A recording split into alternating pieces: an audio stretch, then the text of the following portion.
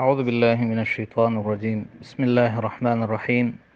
وَإِذْ أَخَذْنَا مِيثَاقَ بَنِي إِسْرَائِيلَ لَا تَعْبُدُونَ إِلَّا اللَّهَ وَبِالْوَالِدَيْنِ إِحْسَانًا وَذِي الْقُرْبَى وَالْيَتَامَى وَالْمَسَاكِينِ وَقُولُوا لِلنَّاسِ حُسْنًا وَأَقِيمُوا الصَّلَاةَ وَآتُوا الزَّكَاةَ ثُمَّ تَوَلَّيْتُمْ إِلَّا قَلِيلًا مِّنكُمْ وَأَنتُم مُّعْرِضُونَ وَإِذْ أَخَذْنَا مِيثَاقَكُمْ لَا تَسْفِكُونَ دِمَاءَكُمْ ولا تخرجون أنفسكم من دياركم ثم أقررتم وأنتم تشهدون صدق اللہ العظیم۔ محترم سامعین، آج کے سبق میں ہم سورۃ بقرہ کا رکوع نمبر 10 اور آیت نمبر 83 اور 84 کا ترجمہ اور مختصر تشریح پڑھیں گے۔ ان آیتوں کا تعلق بھی بنی اسرائیل سے لیے گئے عہد سے ہیں۔ اللہ فرماتا ہے وَإِذْ أَخَذْنَا، اور یاد کرو اخذنا جب ہم نے لیا، میثاقا ایک پکا عہد، بنی اسرائیل سے، لا تعبدون الا اللہ کہ تم عبادت نہیں کرو گے، الا اللہ مگر صرف اللہ کی، وبالوالدین احسانا اور ماں باپ کے ساتھ احسان کرو گے، نیک سلوک کرو گے، وذی القربا اور رشتہ داروں کے ساتھ، والیتامى اور یتیموں کے ساتھ، یتامى یتیم کی جمع ہے، والمساکین اور مسکینوں کے ساتھ جو مسکین کی جمع ہے، یتیم جس کے والدین یا ایک بچپن میں مر گیا ہو، اور مسکین جس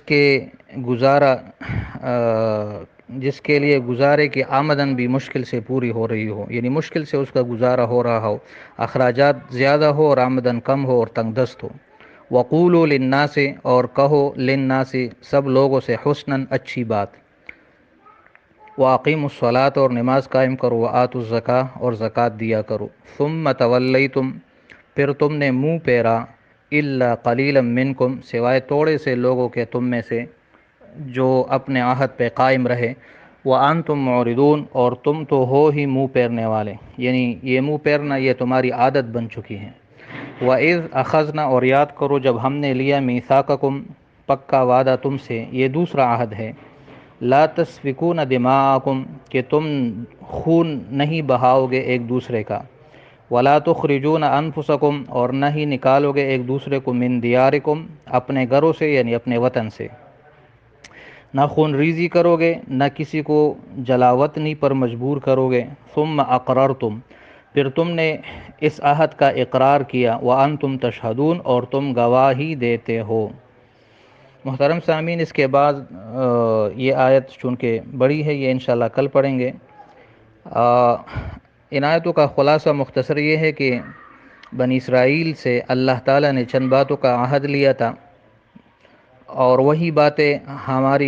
ہمارے لیے بھی ہے، ہم سے بھی ان باتوں کا عہد ہے۔ پہلی بات یہ ہے کہ عبادت صرف اللہ کے، جو توحید کی بات ہے، تو یہ سارے ادیان میں مشترک ہے۔ دوسری بات والدین کے ساتھ نیک سلوک، تو پہلی بات حقوق اللہ ہے، دوسری حقوق العباد ہے، اور حقوق العباد میں سب سے پہلا حق والدین کا ہے، پھر رشتہ دار اور یتیم اور مسکینوں کا، اور سب لوگوں کے ساتھ اچھی بات کرو گے۔ اچھی بات سے مراد یہ ہے کہ اچھی مثالوں کے ساتھ ان کو دین کی دعوت دو، اور نیک اعمال کی طرف ان کو ترغیب دو، اور گناہوں سے نرم طریقے سے روک دو، یہ ساری اچھی باتوں میں آتی ہیں، اور نماز قائم کرو اور زکوٰۃ دیا کرو۔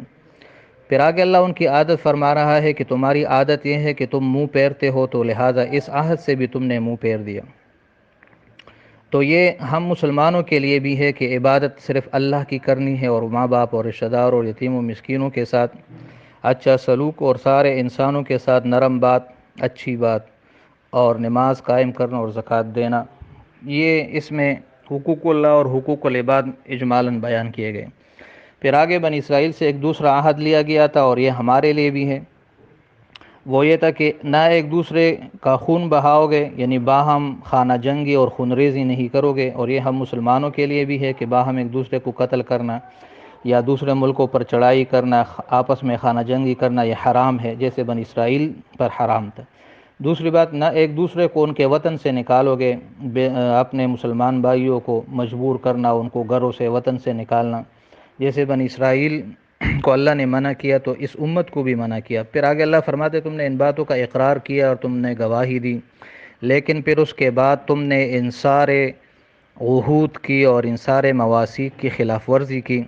جس کی وجہ سے پھر کیا عذاب تم پر آیا وہ آگے آیت میں انشاءاللہ آ جائے گا۔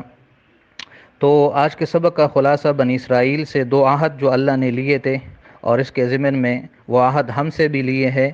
تو اب جو ان عہد کی نافرمانی کرتا ہے ان کو اللہ پر کیا سزا دیتا ہے وہ آگے انشاءاللہ اللہ فرمائے گا کہ ایسے لوگوں کو دنیا میں ذلت اور رسوائی پڑتی ہے اور آخرت میں بھی ان پر سخت عذاب آتا ہے، جو دین کے کچھ باتوں کو مانتے اور کچھ کو نہیں مانتے، یعنی مکمل طور پر جو دین پر عمل نہیں کرتے اور اپنی مرضی کے دین پر چلتے ہیں اور یہ سمجھتے ہیں کہ ہم تو بڑے نیک ہیں، تو ایسے لوگوں کو سوائے ذلت اور رسوائی کے کچھ نہیں ملتا۔ اللہ تعالی ہم سب کو پورے دین پر عمل کرنے کی توفیق عطا فرمائے۔ باقی انشاءاللہ کل پڑھیں گے۔ صدق اللہ العظیم، صدق رسول النبی الکریم۔ السلام علیکم ورحمۃ اللہ وبرکاتہ۔